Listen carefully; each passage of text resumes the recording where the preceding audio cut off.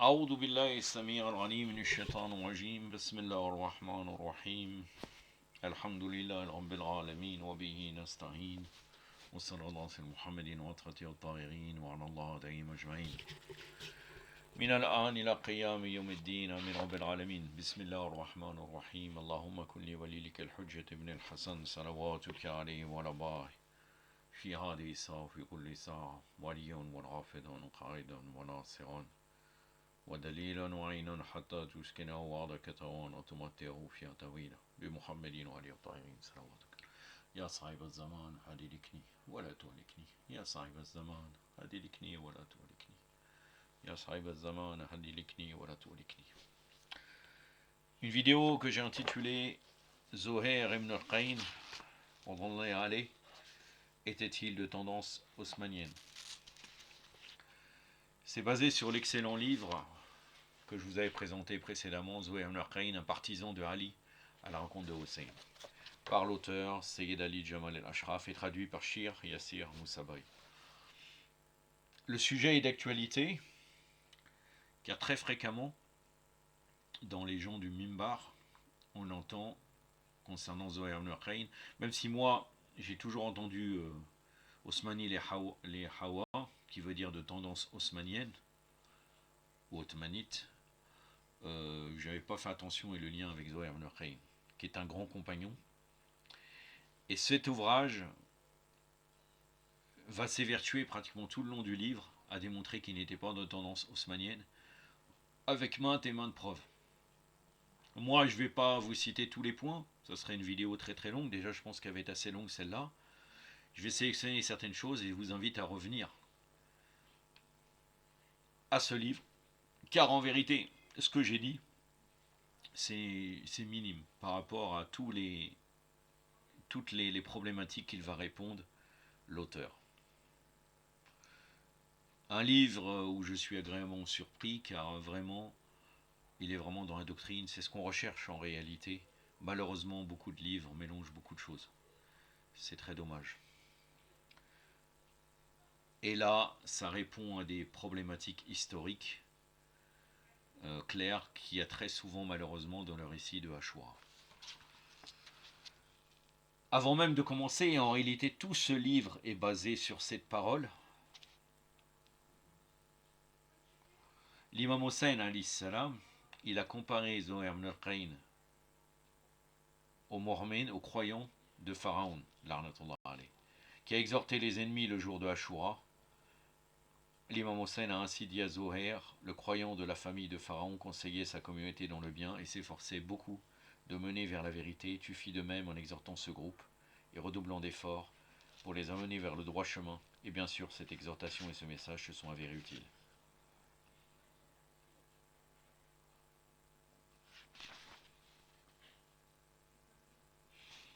Ça, c'est dans Tabari, Tariq al-Tabari, donc l'histoire de Tabari, le volume 4, page 315. Bien entendu, nous sommes en train de discuter de histoire. Donc dans l'histoire, il n'y a pas une question de chiite ou bakrite. C'est de l'histoire. À nous d'analyser les récits. Et c'est ce que l'auteur va s'évertuer de faire. Maintenant, le hadith qui parle le croyant de la famille de la famille de Pharaon, c'était quelqu'un qui était en taqiyya. Et on va voir si vraiment il était dans taqiyya absolu, Zohair, ou bien parfois non. Mais en tout cas, il a été confondu en étant éventuellement un Omeyyade, proche des Omeyyades, de tendance haussmannienne. Mais le fait de dire Zohair, Osmani et Hawa, c'est vraiment problématique. Et vous allez le voir à travers ce que je vais vous dire. Et c'est une calomnie en réalité. C'est une calomnie.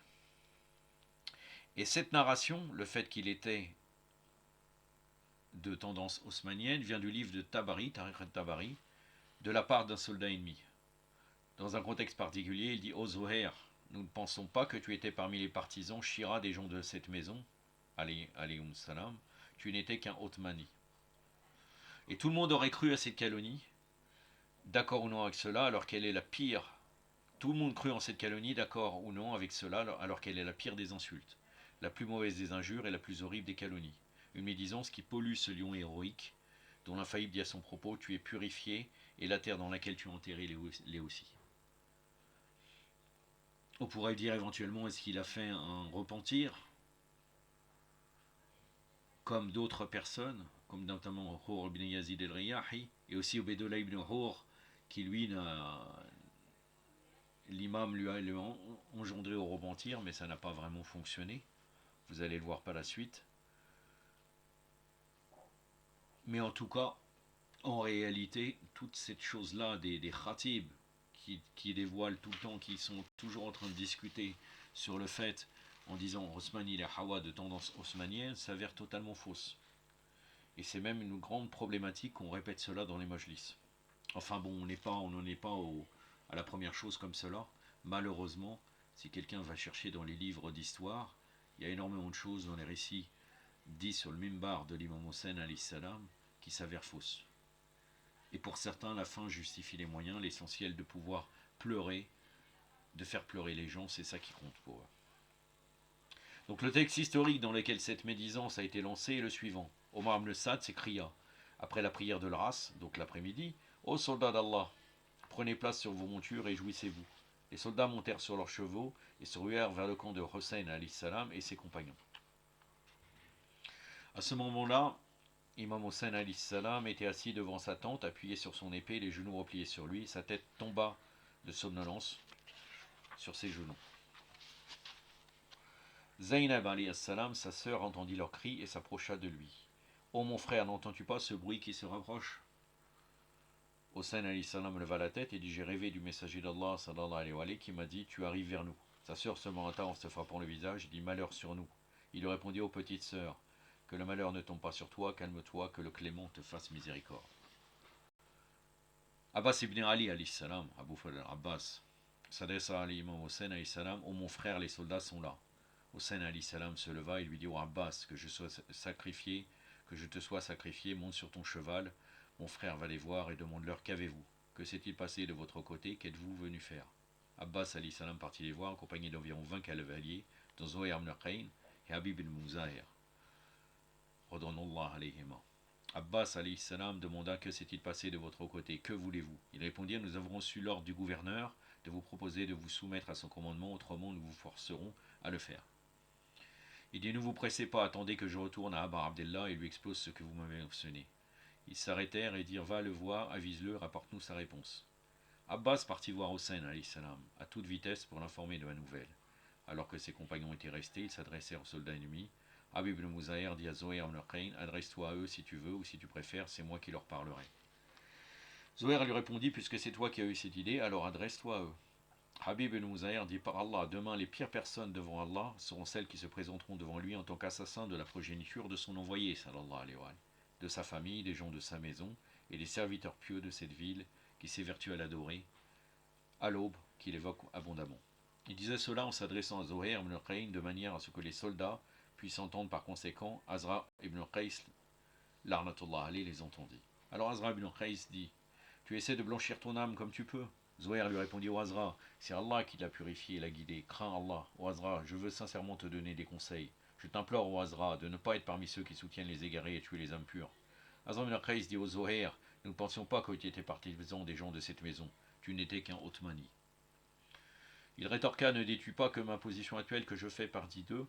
Par Allah, je ne lui ai jamais écrit de lettre, ni lui ai envoyé de messager, ni lui ai jamais promis de le soutenir. Là, par la suite, nous allons analyser les propos de Zuhair alayhi salam. Nos chemins se sont croisés et lorsque je l'ai vu, je me suis rappelé du messager d'Allah sallallahu alayhi wa sallam, ainsi que du statut qu'il lui accordait. J'ai alors pris conscience de ce à quoi il allait faire face contre ses ennemis et votre groupe. J'ai pris la décision de l'aider et de faire partie de son groupe, d'asservir ma vie à la sienne afin de protéger ce que vous avez transgressé parmi les droits d'Allah et ceux de son messager. Ça, vous allez trouver ça dans Tariq Tabari, donc l'histoire de Tabari, volume 4, page 315, et l'Irshad de Shir al-Mufid, volume 2, page 89 à 90, Biar el-Anwar, volume 44, page 391. Il y a quelques divergences, mais ça revient au même dans le livre Kitab al-Futur, volume 5, page 97, par Ibn Hassam el-Koufi.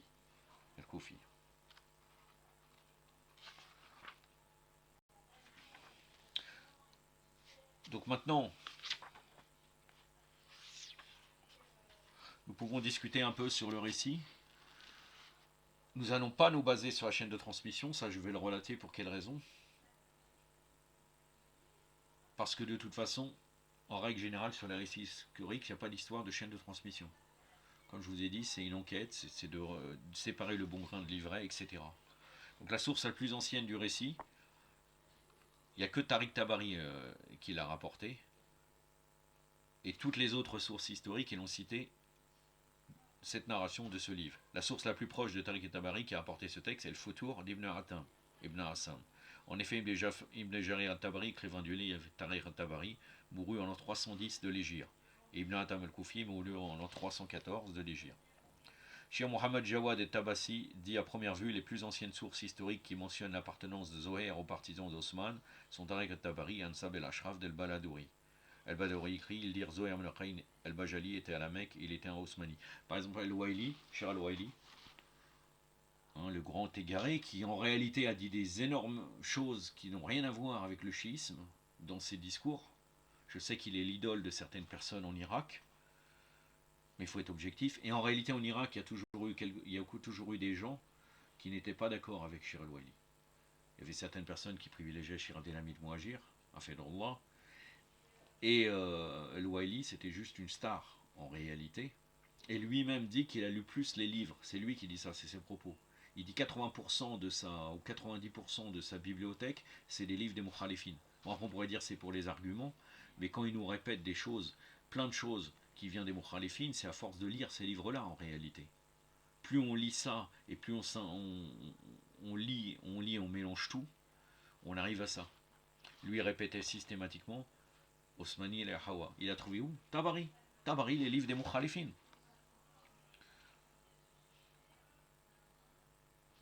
Bon, El-Badadouri, donc il a dit qu'il était Osmani, donc il n'est pas convenable que nous attardions sur les paroles d'El-Badadouri, car il n'a pas sourcé ses paroles, il écrivit seulement en tant que chaîne de transmission, il dit. Ça c'est dans Ansab el-Ashraf. Non. Shir Mohammed Jawad el-Tabassi écrit dans son livre Ma'aruk el-Husseini sur le chapitre concernant les événements entre la Mecque et Karbala, volume 3, page 210, concernant les paroles relatées par El-Badadouri contre Zohair. Il est suffisant de dire qu'on ne peut pas faire confiance à cet écrit, car il ne précise de source que par la phrase il dira. En plus de ça, dans les paroles où il disait il était un Othmani,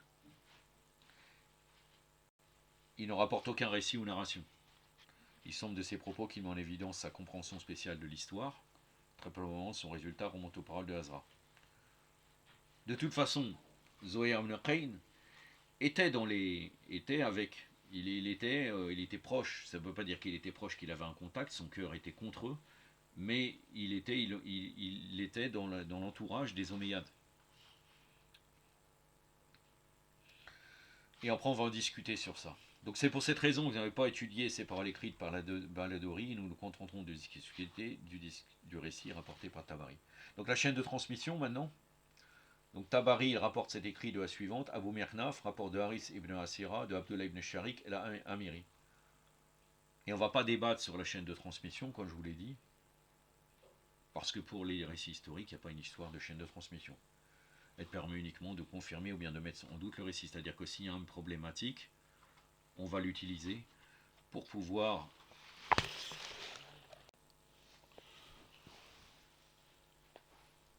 donc la chaîne de transmetteurs, elle permet uniquement qu'on ait un fait avéré, de le confirmer ou bien de l'infirmer. Mais elle n'est pas un outil pour démontrer les récits historiques. C'est juste qu'après on a une certitude, on peut utiliser en disant voilà, il a été rapporté telle chose ou il y a telle problématique. Là notamment, si on aurait utilisé la chaîne de transmetteur avec le récit de Asra ibn Qays, c'était clairement problématique. À la Kulihal, de toute façon, les arguments sont nombreux et il n'y a vraiment pas besoin de discuter sur la chaîne de transmission. Sincèrement, comme je vous avais dit, il y a énormément d'arguments dans ce livre. Moi, je vais me contenter de ne pas vous les citer tous. Après, on pourra éventuellement avancer un peu dans le livre en vous disant juste les arguments qu'il va discuter par la suite. Mais moi, je ne peux pas arriver à vous citer tous ces arguments. Comme je vous avais dit, j'ai déjà fait un conseil de lecture. Je vous invite à lire le livre. Maintenant, on peut discuter sur qu'est-ce que ça veut dire le terme Osmani. Osmani les Hawa, comme délimité et dite par Asra ibn Qais. Le terme Osmani a une signification spéciale dans l'histoire, en effet. Si nous parcourons les livres de Rijal, donc des transmetteurs de hadith et d'histoire, nous trouverons. Rijal en français, c'est prosopographie pour celui qui veut rechercher. Nous trouverons que ce terme est appliqué à quelqu'un qui croit que Osman ibn Affan a été persécuté, qu'il a été tué en martyr, opprimé, méritant la récompense divine. De même, il a une haine profonde et de limitée envers l'émir des croyants Ali alayhi salam, car il le considère comme le responsable du meurtre d'Osman, l'arnatullah alayhi. Ainsi, il veut se venger de lui et de son fils. Il accorde aussi une loyauté absolue aux Omeyyades, car ils sont ceux qui demandent vengeance pour Osman. Dans les livres Al-Arani, donc d'Aboul Faraj et Asfahani, à propos de Ka'b ibn Malik al-Ansari, il est rapporté lorsqu'il a prêté allégeance à Ali ibn Abi Talib alayhi salam en tant que calife. Alors ce sujet est arrivé à Hassan ibn Sabit, Ka'b ibn Malik, Nouman ibn Mashir, qui était Osmani. Il préférait les Bani Omeyyah aux Bani Hachem et disait Cham est meilleur que Médine. Et là, on peut chercher aussi dans les juristes des Mukhalifin, très souvent, ils font l'éloge des gens de Cham, notamment Ibn Tamiya. Donc ça, c'est dans Kitab al-Arani, volume 16, page 233, Tariq al-Dimashq, volume 50, page 177. Et dans le livre de Fat el-Bari d'Ibn Hajar, il a dit Osmani veut dire fanatique dans l'amour d'Osman, rabaissant Ali alayhi salam. Fat el-Bari, volume 7, page 14, Toraf el-Arwazi, volume 10, page 139. Donc cette pensée s'est renforcée au fil des temps. Et après, ils terrorisèrent leurs croyances et leurs idées. Ils sont entrés dans le champ des conflits sanglants, ils ont pris l'épée, formant une identité particulière distinguant les autres. Comme je vous l'avais dit dans une autre vidéo, le problème c'est que, par exemple, pour ceux qui ont tué Osman, ils disent que c'est des Khawarij. Alors que le terme Khawarij, à la base, il vient de l'époque de l'imam Ali alayhi salam, ceux qui ont refusé l'arbitrage. Avec la ruse de Muawiyah, comme vous savez très bien, avec Abu Musa al-Ash'ari et Amr al-As, ils l'ont refusé, après ils ont combattu l'imam Ali. Et c'était eux les Khawarij, ils sont sortis de l'arbitrage. Après ils ont utilisé un principe de jurisprudence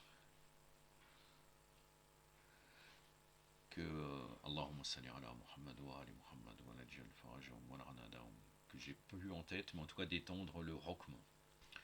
Mais eux, ils étendent le hukm de Khawarij même à ceux précédents du fait historique. Et en fait, maintenant, toute personne qui se rebellerait contre le gouvernant est appelée Khawarij.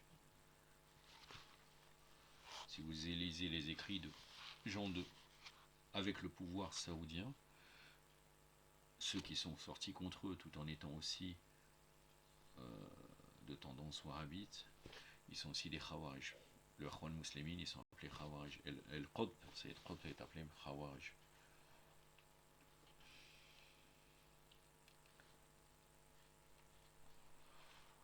Cheikh Mohammed Jawad el-Tabassi, il a dit le khalid ficatif osmani, ou avoir un penchant ottomanique, était un terme politique de cette époque qui voulait dire au minimum soutenir entièrement les Omeyyades dans leur allégation à l'oppression à l'encontre de Osman ibn Affan, et ainsi avoir de l'animosité envers Ali alayhi salam. Cela veut dire au maximum prendre part à une ou plusieurs guerres contre Ali alayhi salam sous la bannière de la vengeance pour Osman, telles que la bataille de Jamal ou la bataille de Siffin. Puisqu'à la base, la bataille du chameau, engendrée par Aïcha et Talha et Zubair, était liée à la vengeance soi-disant de Osman ibn Affan, alors qu'elle-même, elle disait avant tuer ce fils de juif. Quand elle a vu que finalement c'était pas Talha qui était au pouvoir, elle voulait que ce soit Talha, elle est devenue contre l'imam Ali alayhi salam, elle a fait la guerre sous prétexte de la vengeance sur Osman. Mais à la base, elle a joué un rôle sur le renversement de Osman. Et puis la bataille de Siffin, clairement, Muawiyah a dit moi je n'accepte pas le pouvoir de l'imam Ali alayhi salam parce qu'il doit traquer les meurtriers de Osman ibn Affan. Et les détenteurs de ce titre, Osmani, donc c'est des tendances omeyyades, ils sont distingués par leur amour de la vie d'ici-bas, leur décadence sociale, leurs crimes, leur loyauté envers le sultan injuste, plongeant dans l'étang de la luxure, des désirs et du vice. Ils couraient derrière les éclats d'or et d'argent, ainsi que derrière les perles des dirigeants, trouvaient toujours la manière de se comporter injustement, fondée sur l'asservissement et l'humiliation de l'autre, calquée sur les Omeyyades. Et Azra était parmi les chefs de l'armée des Bani Omeyyades. Ainsi, il savait très bien ce que signifiait ce terme pour les gens. Par exemple, il est rapporté de Dahak dans les livres El-Ahad El-Masani, volume 4, page 237, dans un hadith de Anas ibn Malik, l'amour de Osman et de Ali, alayhi salam, ne peuvent être présents dans le cœur d'une même personne. Dans Tariq el-Ma'arif, page 294, l'amour envers ma personne et envers Osman ne peuvent cohabiter dans un même cœur, sauf si cette personne retire l'un des deux. Il est porté dans Ta'ajoub el-Karajiki, page 112, Mustadrafaf el-Sarair, page 640, dans le livre Sirat el-Mustaqim d'Ibn Yunus, volume 3, page 74, Biar el-Anwar, volume 27, page 58, le hadith numéro 17, ainsi que d'autres. Un homme dit à l'émir des croyants, alayhi salam, je vous aime et j'ai aussi de l'affection pour Osman. Il me répondit, tu es en ce moment borgne, ainsi soit tu deviens aveugle ou bien clairvoyant.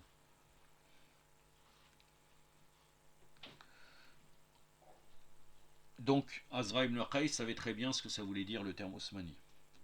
Et spécialement pour les compagnons de l'imam Hossein alayhi salam, il savait que cette insulte, il allait poignarder Zohair du plus profond de sa foi et de son cœur. Seuls ceux qui apprirent l'endurance auprès de Hossein alayhi salam, dont les afflictions elles-mêmes s'inclinaient devant lui, ont la capacité de faire face à cette insulte honteuse avec patience. Maintenant, qui est Azra, qui a calonné Zohair? Donc il a rapporté dans les sources historiques, de même que dans les livres de Rijal, Azra ibn Qais el-Bajali de Ahmaz des Bani Tourn, de quelqu'un de cette même tribu, rapportait des rations de Khalid ibn Walid qui était à ses côtés lors des conquêtes à Sham. Abu Wa'il rapportait des rations de Azra ibn Qais. Ça c'est dans Tabaqat al-Kubra. Il est dit, il est Azra ibn Qais ibn Raziya el-Hamasi el-Bajali el-Dourni el-Koufi, témoin du sermon de Khalid ibn Walid lorsqu'il fut expulsé de l'armée par Omar. Abu Wa'il rapporta des rations de lui. Il fut nommé gouverneur de Helwan durant le califat de Omar. Il y combattit la ville de Charizor, cependant il n'arriva pas à la conquérir jusqu'à l'arrivée de Rutba ibn Farqad, qui a réussi à les vaincre. Tariq ad-Dimaj, volume 40, page 309 à 317, le numéro 4695. Après, il est cité dans plusieurs livres de Rijal et d'histoire avec ce même nom et ces mêmes adjectifs de manière plus détaillée. Sauf Shir Ali an-Namazi qui écrit Urwa ibn Qais al-Anasi n'a pas été souvent mentionné, il était parmi les personnes qui ont écrit à l'imam Hossein alayhi salam, mais qui s'est par la suite retrouvé dans le camp de Omar ibn Saad. Il était le chef des cavaliers. Mustadrak le Rijal al-Hadith, volume 5, page 234, le hadith numéro 9375. Shir Mohammed al-Samawi dit Asra ibn Qais el-Hamasi, dont le nom a été incorrectement rapporté par certains comme Urwa. Donc c'est pour ça que Urwa ibn Qais el-Hamasi, il a été confondu. En fait, c'est Azra ibn Qais el-Hamasi. Et donc, celui qui avait confondu, c'était certains des gens de Rijal, des Mukhalifin. Donc, Azra était parmi ceux qui ont écrit à l'imam Hossein, alayhi salam, alors quand Omar ibn Saad l'envoya à Hossein, lui demanda va le voir et demande-lui ce qu'il a fait venir ici, que veut-il? Il refusa de rapporter ce message et s'excusa, car il faisait partie de ceux qui avaient écrit à Hossein, alayhi salam. Il eut donc d'aller le voir. Il eut honte d'aller le voir. Ibn Saad proposa cela à tous les autres qui avaient correspondu avec Hossein alayhi salam, et tous refusèrent et s'excusèrent. Il est rapporté de Shabab ibn Rabi'a, Ajar ibn Ajbar, Yazid ibn Haris ibn Yazid ibn Ruwayn, Azra ibn Qais, Am ibn Hajjaj et Zubaydi et Mohammed ibn Omer el-Tamimi, qu'ils écrivirent les jardins sont verts, les fruits ont mûri et les puits débordent. Si tu le souhaites, viens avec une armée prête et bien préparée, que la paix soit sur toi. Donc là, c'est la lettre qu'ils ont écrite à l'imam Hossein alayhi salam. Ça, c'est dans Tariq al-Tabari, volume 4, page 262, et l'Irshad de Shir al-Mufid, volume 2, page 38. Et là, il y a une analyse donc des paroles de ces gens comparées aux véritables compagnons de l'imam Hossein qui ont écrit à l'imam Hossein. De par leurs propos, on peut voir que ces gens n'ont pas trahi en comparaison avec ceux qui nous disaient les jardins sont verts. Les paroles de ces scélérats se concentrent sur les jardins verdoyants, les fruits mûrs, les puits débordants ainsi que les récoltes abondantes qui n'attendent que d'être ramassées. S'il vient, ils auront inscrit leur nom parmi ceux qui ont envoyé des lettres à Hossein alayhi salam. Si cependant il ne vient pas et qu'une autre personne prend sa place, aucun reproche ne leur sera fait, qu'elles sont du même camp des ennemis. Ensuite, il dira à Hossein alayhi salam, si tu le souhaites, viens avec une armée prête et bien préparée. C'est comme s'il voulait l'informer que bien que les gens prêtent allégeance, ils ne sont toujours pas prêts à agir. En fait, nous on regarde de loin, tu ramènes une armée, on combat. Éventuellement, s'il y a une armée, s'il n'y a pas d'armée, nous n'allons pas combattre. En vérité, ils ne souhaitent pas que Hossein alayhi salam vienne à eux en tant qu'émir, car cela impliquerait qu'ils doivent se battre sous son étendard. Ainsi, ils lui disent, viens avec une armée prête, mais ils ne lui disent pas, viens, nous serons ton armée. Donc la différence entre ces hypocrites et les partisans sincères qui correspondaient avec l'imam, et ça c'est important de souligner ce point, c'est ceux qui considèrent réellement Hossein alayhi salam comme leur chef, sont épuisés par le gouvernement perverti des Omeyyades, fuyant l'injustice de ceux qui désobéissent à Allah Azzawajal et à son prophète sallallahu alayhi wa alayhi. Ils se réfugient vers la justice totale, annonçant tous leur préparation à mourir sur le chemin de la vérité. Pour illustrer cela, nous devons lire un autre exemple de cette lettre reçue par Hossein envoyée par ses partisans. Donc là, vous allez voir très très bien la très grande différence qu'il y a entre ceux qui ont combattu, qui n'ont pas trahi, qui sont restés dans le camp de l'imam Hossein alayhi salam, et ceux qui ont envoyé ce type de lettres, dont Azra ibn Qais fait partie. Tabari et autres ont rapporté de Mohammed ibn Bishr el-Hamdani, nous nous sommes rassemblés dans la maison de Soleiman ibn Sourad, où ce dernier nous rappela la mort de Muawiyah, et nous louâmes Allah Azzawajal pour cela. Soleiman ibn Sourad nous dit, Muawiyah est effectivement mort. Hossein, alayhi salam, accompagné de son groupe, a refusé de prêter serment d'allégeance et s'est rendu à la Mecque. Vous êtes les Shira de Hossein, alayhi salam, et de son père. Si vous êtes sûr de pouvoir le soutenir et combattre ses ennemis, écrivez-lui. Toutefois, si vous avez des craintes ou redoutez une défaite, ne le trompez pas, au risque de sa vie. Ils répondirent non, nous combattrons sans aucun doute ses ennemis et nos vies seront sacrifiées pour lui. Il dit alors écrivez-lui, et regardez comment ils ont écrit. Ils écrivirent comme suit, je commence au nom d'Allah, le tout miséricordieux, le très miséricordieux, Bismillah ar-Rahman ar-Rahim. À Hossein ibn Ali alayhi salam, de Sulayman ibn Sourad, Musayyab ibn Najba, Rafa ibn Shaddad, Habib ibn Muzahir, ainsi que ses partisans croyants et musulmans de Koufa. Que la paix soit sur toi. Nous faisons auprès de toi les louanges d'Allah, subhanahu wa ta'ala, en dehors duquel il n'existe aucune divinité. Ensuite, louange à Allah qui a détruit ton ennemi, l'oppresseur obstiné qui avait pris le contrôle de la communauté, s'appropriant de force l'autorité, usurpant les richesses et exerçant son pouvoir sans le consentement du peuple. Il tua les meilleurs et préserva les mauvais. Il fit circuler les richesses d'Allah, subhanahu wa ta'ala, entre les tyrans et les riches. Qu'il soit maudit comme le fut le peuple de Tamoud. Nous n'avons aucun dirigeant. Viens donc peut-être qu'à travers toi, Allah subhanahu wa ta'ala nous unira sous la bannière de la vérité. Nous ne nous joignons pas à Nouman ibn Bashir, installé dans le palais du gouverneur, pour la prière de vendredi, ni pour les prières de l'Aïd. Dès que nous apprendrons que tu acceptes de venir à nous, nous le chasserons vers la Syrie. Inch'Allah, si Allah le veut, paix et miséricorde d'Allah sur toi. Tariq et-Tabari, volume 4, page 261. Donc après, si on compare ces deux lettres, ces deux types de lettres, on voit clairement la différence. Donc d'un côté, il y a les gens qui n'ont des yeux que pour les parures de la vie d'ici-bas, les jardins verdoyants, les fruits mûrs et les fruits débordants. Et de l'autre, il y a un groupe d'hommes qui en a marre de la mécréance, de l'injustice et de la persécution, ils désirent aller vers la foi, la justice, le martyre et la liberté. Et Azra, il n'était pas inconnu de l'armée de Shaitan, effectivement de Satan. Il fait partie de ceux qui entourent les généraux, tournant autour d'Omar ibn Saad, à tel point qu'il était le premier choix pour aller porter le message d'Omar ibn Saad à Hossein alayhi salam. Il a même été choisi pour être le chef des cavaliers. Ça, vous allez retrouver ça dans Tariq Tabari, volume 4, page 320, Modir el-Arzan, page 39, El-Kameh el-Fait Tariq, volume 4, page 60. Il a été missionné pour surveiller la tente de Hossein alayhi salam la nuit de Shoah. Ibn Kassir dit, Hossein alayhi salam ainsi que ses compagnons passaient la nuit à prier et demandaient pardon, invoquer et implorer Allah subhanahu wa ta'ala. Les cavaliers des gardes ennemis tournaient derrière eux. Parmi eux, Azra ibn Qais et l'Amassi, alors que Hossein alayhi salam lisait ce verset, que les infidèles ne se figurent pas que le sursis que nous leur accordons est en leur faveur. En jouissant de ce répit, ils commettront plus de fautes et subiront un châtiment ignominieux. C'est dans la sourate Ali Imran, et le texte est dans Bidaya wa Nihaya, volume 8, page 192, Tariq et-Tabari, volume 4, page 321. Sourate Ali Imran, donc la sourate numéro 3, les versets 178.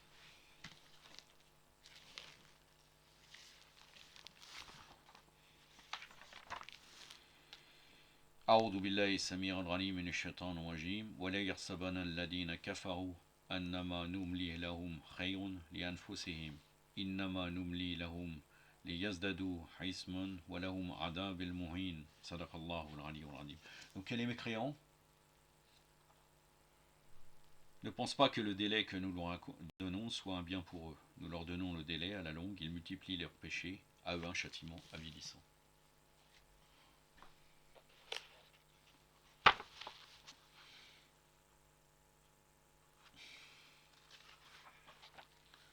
Donc il est rapporté de Tabari, lorsque la bataille s'embrasa et alors que les compagnons de l'imam Hussein alayhi salam menaient un combat acharné face à l'ennemi, ils montèrent sur leurs chevaux. Ils étaient 32 cavaliers. Néanmoins, les cavaliers ennemis et des habitants de Koufa ne commencèrent pas à monter sur leurs chevaux. Azra, qui était parmi les cavaliers de Koufa, vit ses troupes se disperser de tous les côtés. Il dépêcha Abderrahman ibn Ism pour aller dire à Omar ibn Saad: ne vois-tu pas ce que subissent nos cavaliers depuis ce matin face à ce nombre réduit d'hommes? Envoie contre eux des fantassins et des archers. Donc il ne s'est pas contenté d'envoyer une lettre à l'imam Hussein alayhi salam. À partir du moment où il était dans l'armée omeyyade, il a encouragé encore plus à combattre l'imam.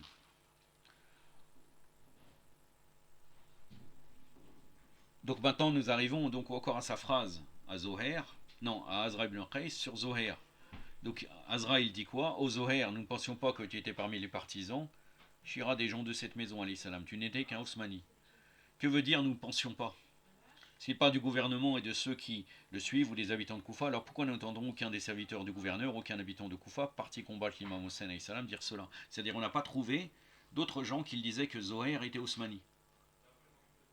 Même encore une fois, s'il était proche, il circulait parmi les Omeyyades.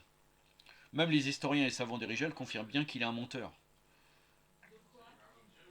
Que dire de Hamid ibn Muslim, Omar ibn Saad, Shabaz ibn Rabir ou bien du tueur de Zoher lui-même et d'autres dirigeants de l'armée ennemie qui n'ont pas décrit Zoher de la sorte. Ils n'ont même pas fait ne serait-ce qu'une petite allusion à cela et ne l'ont pas rappelé à Zoher. Quand il dit nous, il n'a que en fait que lui-même, même s'il fait allusion aux autres avec lui. Comme certaines personnes dans les mimbars, il se permet de dire on est nul, on est ci, on est pourri, etc. Il y a ces termes-là. Ça veut dire que peut-être c'est la personne qui est sur le mimbar qui est comme ça. Ça veut dire que toute l'assemblée, ils considèrent qu'ils sont tous pourris. C'est vraiment étrange.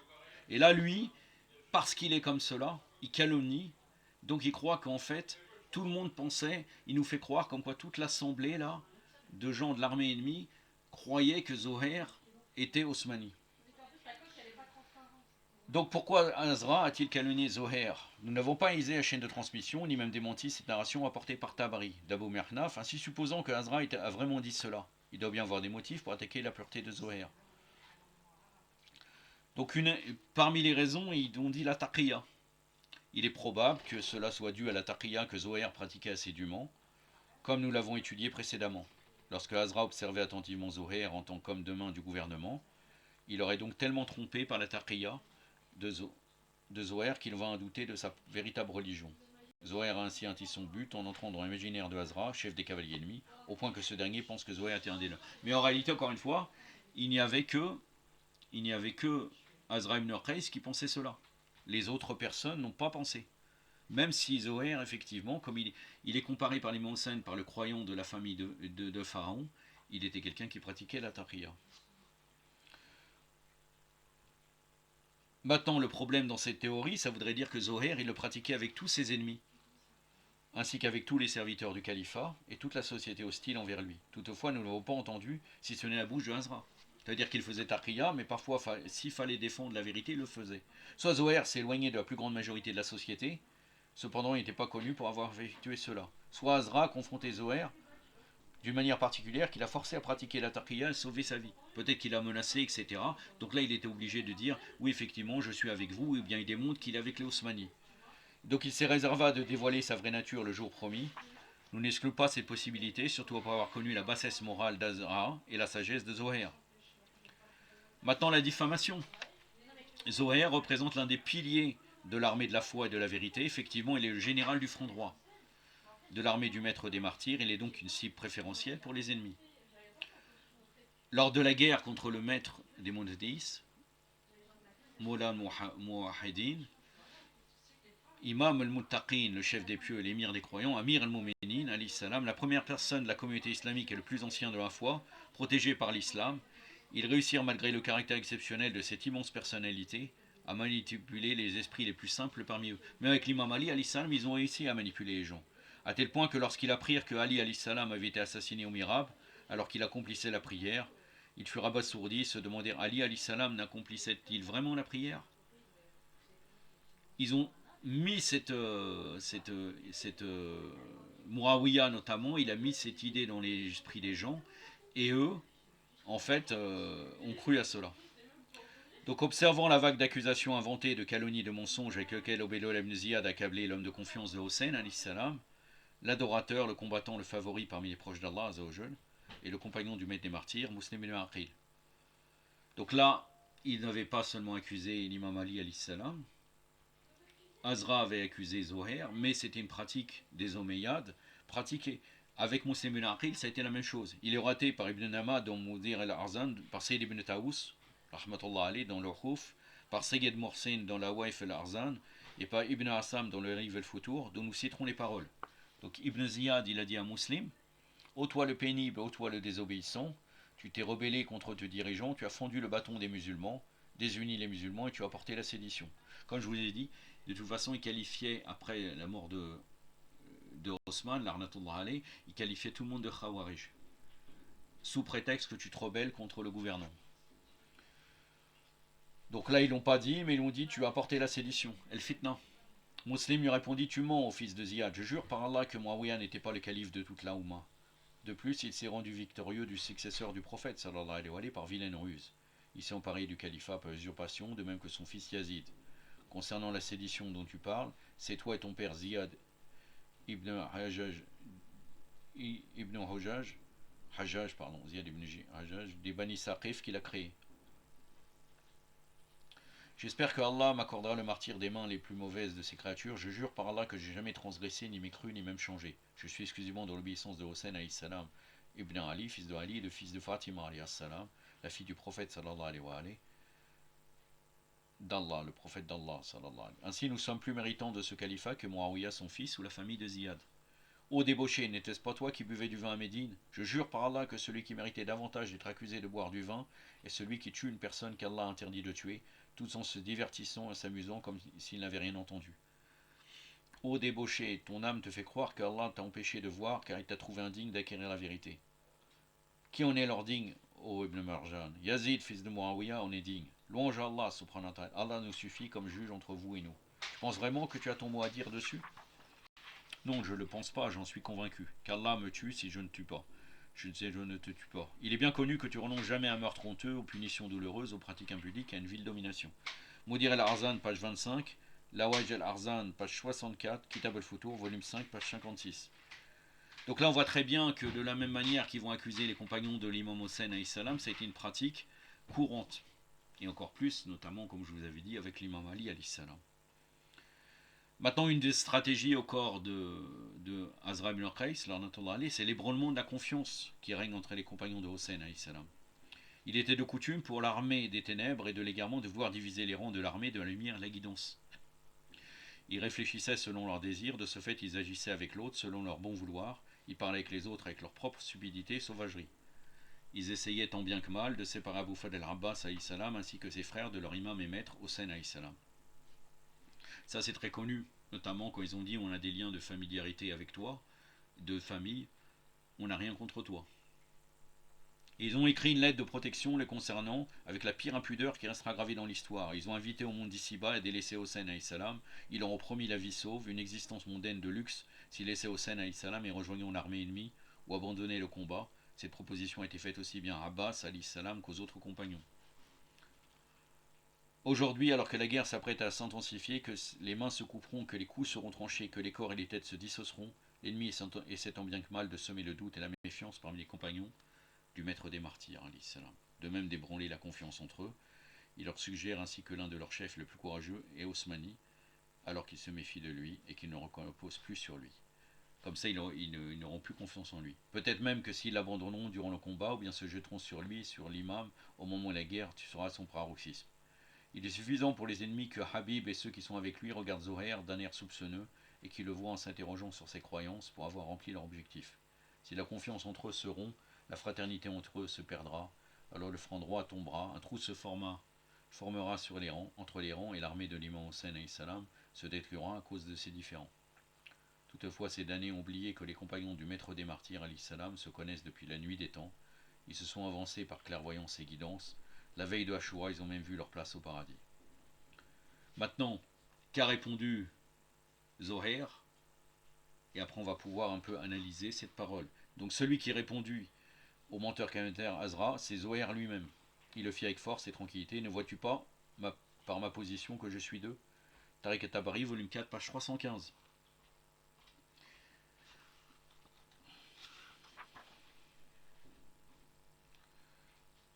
Donc, que veut dire cette phrase? Ne vois-tu pas par ma position que je suis deux? Donc, il dit je suis deux. Le temps utilisé, qui est le présent, ne perd-il pas de savoir quelles étaient ses croyances dans le passé? Zohair lui dit en somme, tu n'as aucune preuve de ce que tu avances, toi qui es un condensé d'erreurs et de saleté. Comment peux-tu savoir ce qu'il y a dans mon cœur et connaître mes croyances? Tu calomnies sur moi, tu inventes des choses, alors que tu es mon ennemi. Tu cherches à me tuer sans scrupule. Qu'est-ce qui t'empêcherait de mentir sur moi?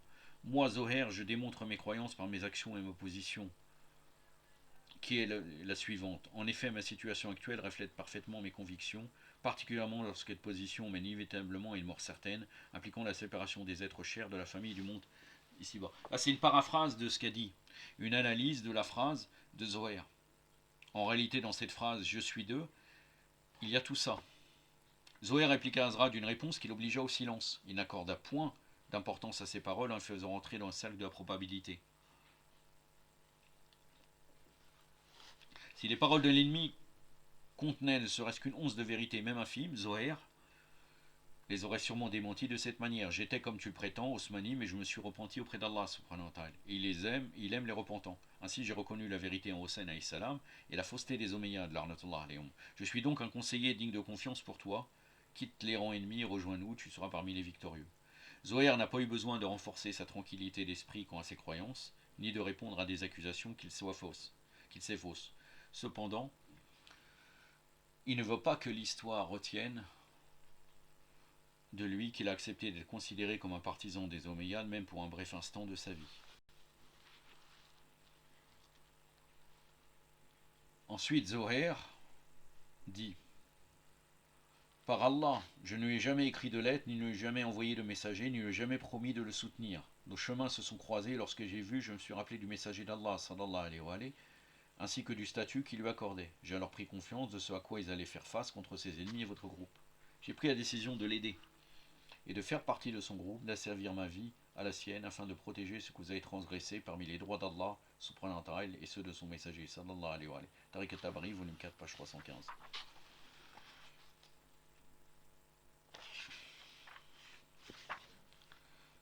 Cheikh Mohammed Tabassi a dit: il est facile de se rendre compte à la façon de parler de Zohair qu'il dirige chez Dir à l'encontre de Azra, dont il dénotait les fautes. En effet, Azra était de ceux qui avaient créé l'imam Hossein alayhi salam.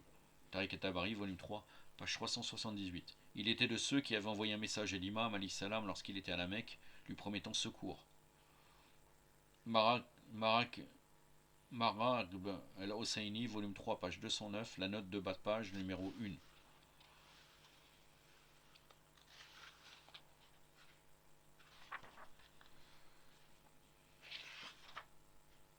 En plus de cela, il a encore beaucoup de choses à dire. Mais nous allons passer. De toute façon, nous avons passé depuis le début. Il faut vraiment revenir à ce livre pour voir la substance très profonde de ce qu'il y a dedans. Et il n'y a aucune preuve du repentir de Zohair. Dans les livres d'histoire et de Martel, donc du récit de l'imam Hossein alayhi salam, il n'y a aucune mention du repentir de Zohair, que ce soit avant ou pendant l'événement de Karbala. De même, aucun écrit n'a été retrouvé indiquant que l'imam Hossein alayhi salam ait accepté son pardon, alors qu'être Osmani est considéré comme l'un des plus grands péchés, comme on l'a vu précédemment avec l'imam Ali alayhi salam. Qu'est-ce qu'il disait sur ça? Quelqu'un qui prétend qu'il aime Osman, il a dit: c'est pas possible, tu es aveugle. Ou pas. Aucune allusion n'a été faite, ne serait-ce qu'un minime, concernant l'aveu de Zohair. Aussi, aucune mention n'a été retrouvée à propos de son repentir, ses excuses, ni même de ses regrets à cause de cette vie qu'il aurait passée loin de la vérité et de la wilaya de l'imam Ali alayhi salam. Aucune mention n'a été faite pour confirmer ce qui est relaté par l'histoire qu'il était un Osmani. De même, aucune évocation n'a été faite qu'il avait en horreur la rencontre avec le maître des martyrs, alayhi salam. Que ce soit les imams contemporains, alayhi salam, à Zoher, comme l'imam Hussein, alayhi salam, al-Sajjad ou Baqir, salawatullah alayhima, ou bien par les imams, alayhi salam, avant eux, ainsi que ceux après l'événement de Karbala. Ainsi, s'il était vraiment une personne avec des croyances osmaniennes et de doctrine omeyyade, alors l'imam Hossein salam l'aurait cité comme lorsqu'il l'a invité. Il l'aurait encouragé à se repentir, à se laver de ses péchés et de se purifier de la même manière qu'il effectuait avec Obeidullah ibn Hur al-Jurfi. Vous voyez vraiment que le Sayyid Ali Jamal al-Ashraf est très précis, car à chaque fois il argumente avec des récits. Là, il va nous argumenter en donnant le sermon de l'imam Hossein salam avec Obeidullah ibn Hur al-Jurfi, quelqu'un qu'il a essayé de ramener à Karbala. Il est relaté que lorsque l'imam Hussein s'arrêta à Qas, Bani Muqatil, une grande tente était installée avec une lance plantée, une épée suspendue, un cheval stationné à son mangeoire. L'imam Hussein demanda à qui est cette grande tente. Il me répondit à Obeidullah ibn Hur al-Jurfi. L'imam Hussein envoya vers lui un homme du nom de Hajjaj ibn Masrouk al-Jurfi. Il partit donc dans la tente de cette personne, il rentra et le salua. Obeidullah répondit à ses salutations et demanda qui y a-t-il derrière toi. Hajjaj dit, je jure par Allah, derrière moi, au fils de Hur, par Allah subhanahu wa ta'ala, il t'a offert la bénédiction, si bien sûr tu l'acceptes. Obeidullah dit, qu'est-ce que c'est? Il dit, Hajjaj dit, c'est Hossein ibn Ali salam qui t'invite à le secourir.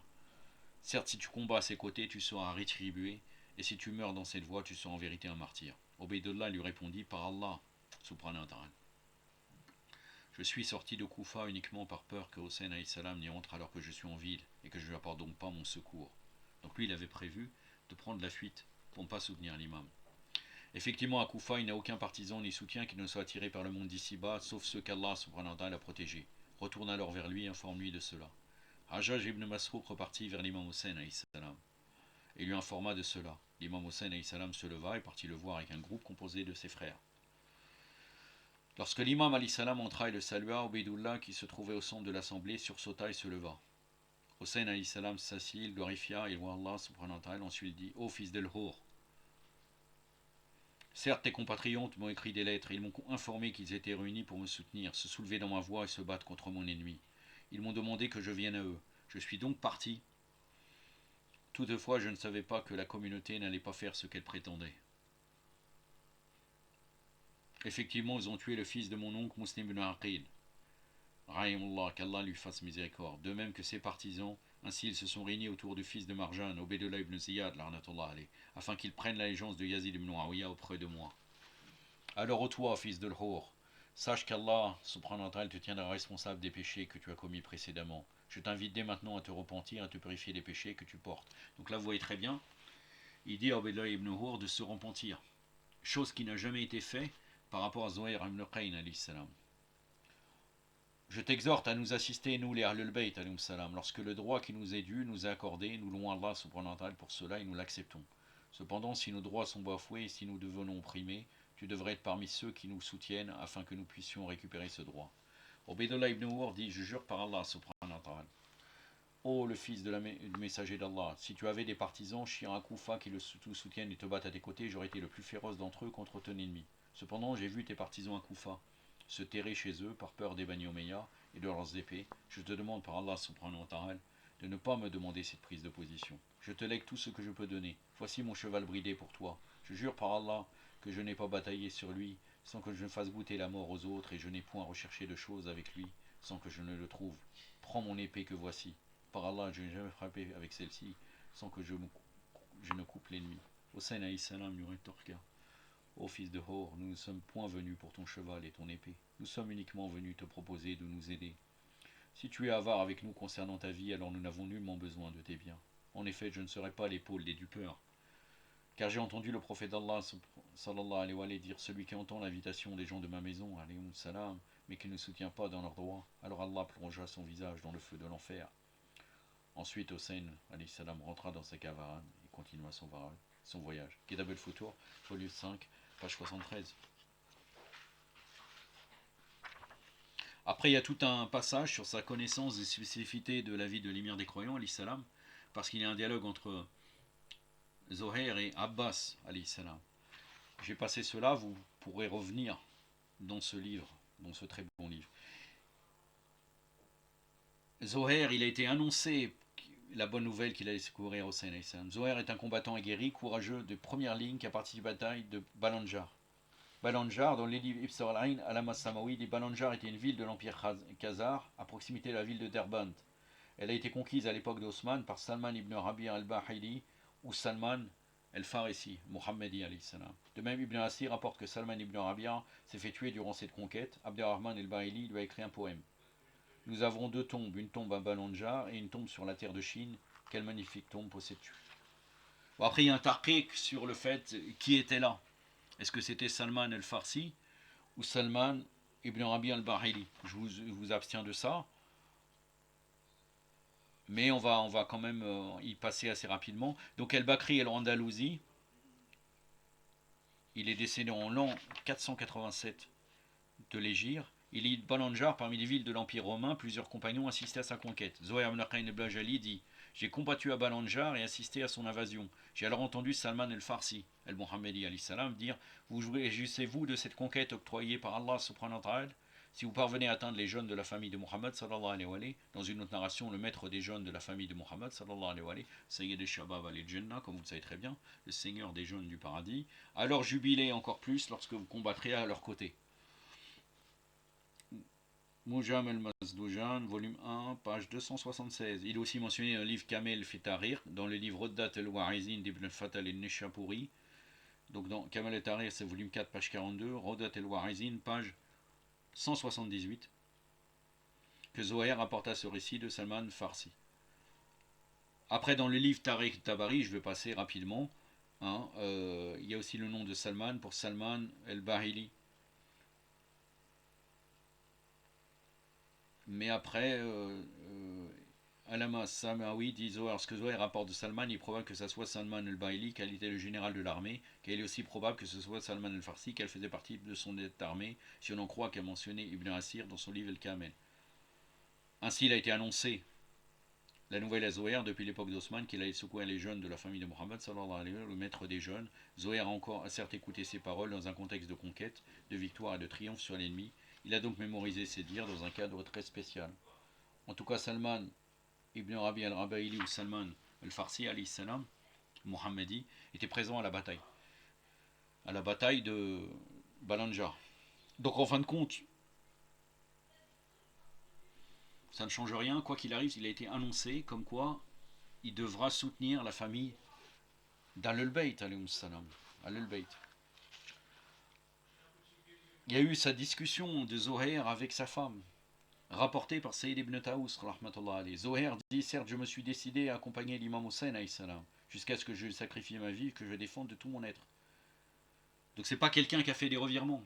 Il a toujours été guidé sur ça. Salman l'a informé, et il a toujours été dans cette voie de Ahlul Bayt, alayhi salam. Donc sa femme, qu'est-ce qu'elle lui répond? Allah subhanahu wa ta'ala est ton aide et ton soutien. Qu'Allah te conforte dans les biens. Lorsque viendra le jour du jugement dernier, je te demanderai de souvenir de moi auprès du grand-père de Hussein alayhi salam. En vérité, moi aussi, je me suis préparé à mourir pour l'imam Hussein alayhi salam. Donc ça, c'est dire, c'est ce que dit Zohair à son épouse d'après Dina Wari.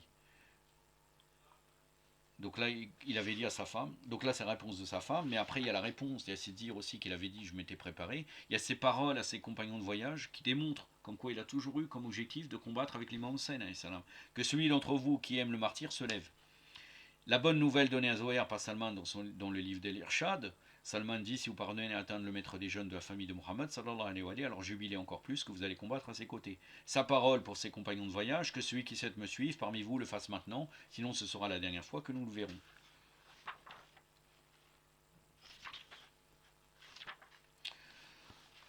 En plus de ça, Zohair est pas n'importe qui. À la bataille de Karbala, il a été nommé chef du flanc droit. L'élu d'Allah, Hussein alayhi salam, a choisi de le nommer en tant que responsable du front droit de son armée.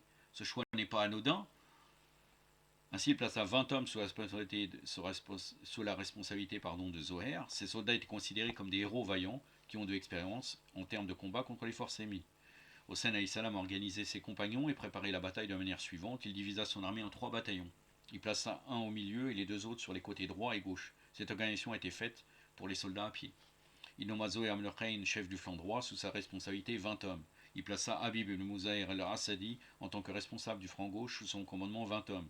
Il désigna son frère Abbas ibn Ali alayhi salam en tant que général du bataillon principal et lui légua l'étendard central de l'armée. L'imam Hussein alayhi salam a pris place au centre, derrière la position du porte-étendard. Ces 3 bataillons, ils ont eu pour objectif de protéger le campement, de repousser les attaques ennemies sur celle-ci. Le général de toute cette armée est son frère Abbas alayhi salam.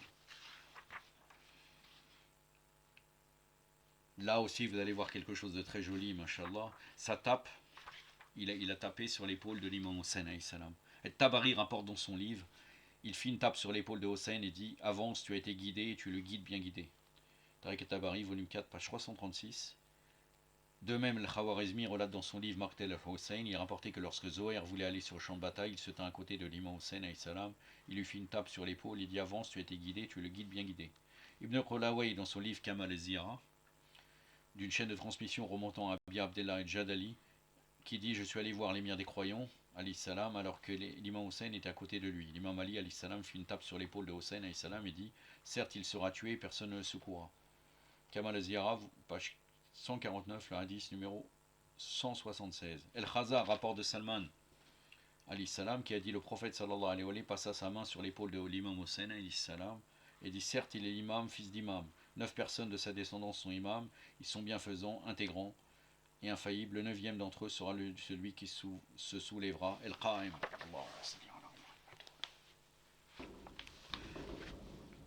Allahumma salli ala Muhammad wa ali Muhammad wa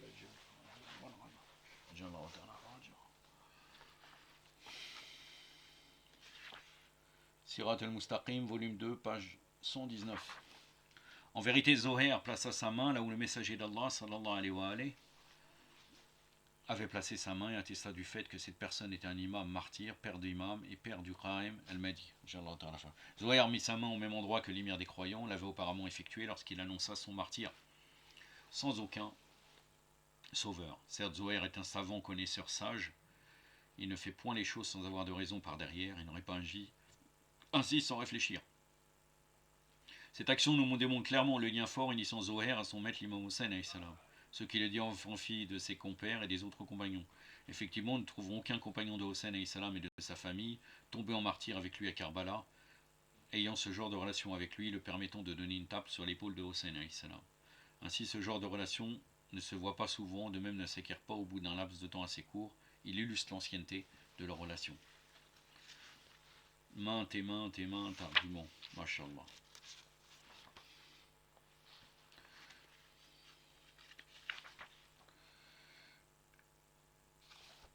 Je vais terminer avec un autre argument et à la fin, et je vais arrêter là, et après je vous donnerai quelques suites de ce qui a pu avoir été dit dans le livre. J'ai passé énormément de passages, mais tout le livre est concentré sur ces choses-là avec des informations très importantes. Le dernier point, s'il était vraiment en Osmanie, il aurait bondi sur Hussein alayhi salam pour le tuer. Si Zohair était vraiment en Osmanie, alors il aurait fait partie de ceux qui se sont levés contre l'imam alayhi salam et de ceux qui voulaient le combattre. S'il était vraiment Osmani, comme ses compagnons de voyage, il aurait attendu le moment idéal pour attaquer l'imam alayhi salam, ainsi que chaque personne qui avait un lien avec l'imam Ali, pour se venger du sang d'Osman, assistant ainsi les Omeyyades, comme il était de coutume pour les différents Osmani et Bani Omeyyah. Shir Mohammed Jawad el-Tabassi a dit l'histoire relate qu'aucune discussion, parole ou position spécifique qui permettrait de dire que Zohair était Osmani. Zohair lui-même n'a jamais annoncé quoi que ce soit qui nous permettrait de le lier à cette cause. D'ailleurs, les autres Osmani le faisaient ouvertement. En effet, ils étaient connus pour leur point de vue, les positions qu'ils prenaient contre l'imam et leur participation à une ou plusieurs guerres contre l'imam Ali alayhi salam. Marakib el-Husseini, volume 3, page 212. Et après, des prêcheurs chiites nous disent Osmani et Hawa. Où ils l'ont trouvé de Tabari. Ils nous répètent. Moi, sincèrement, j'ai entendu ça plein de fois. Osmani et Hawa, Osmani et Hawa. Quand ils parlent de Zohair ibn Qayn, subhanallah. Après, il y a encore d'autres arguments que je ne vais pas vous relater. Je vous avancer dans le livre. Est-ce que Zohair, il n'avait pas envie de rencontrer Hussein alayhi salam? Donc après, là, on discute sur ça. Il y a un texte, donc après, qui discute sur cela. Après, il y avait toute une analyse, chaîne de transmission, les circonstances. Voilà. Donc là, on passe. Tous les arguments qui veut dire, est-ce que Zohair n'avait pas comme objectif de rencontrer l'imam Hussein?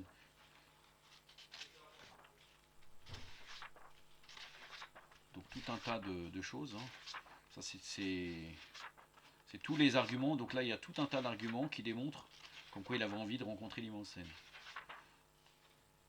Après, il y a tout un texte sur la qualité de l'épouse de Zohair, alayhi salam, Talham ibn Amr, qui démontre qu'elle était une très grande personne, alayhi salam, comment elle s'est comportée avec son époux quand il a, quand il a été, il lui a dit adieu, et après l'analyse des paroles d'adieu de cette sainte dame. Après, est-ce qu'elle-même a rencontré l'imam Hussein? Et puis après, vous avez les ziyaras en faveur de Zohair. Et le livre se termine là, avec même des analyses de ces ziyaras. Un livre très très important en vérité, ce livre. Mashallah. On remercie le cher Yasser qui nous a traduit ce livre béni, écrit par le Sayyid Ali Jamal Ashraf, Afirullah, Aktafi Bad al-Qadr, wa sallallahu alayhi wa sallam Muhammadin wa atrati wa tahirin, wa assalamu alaikum wa rahmatullah.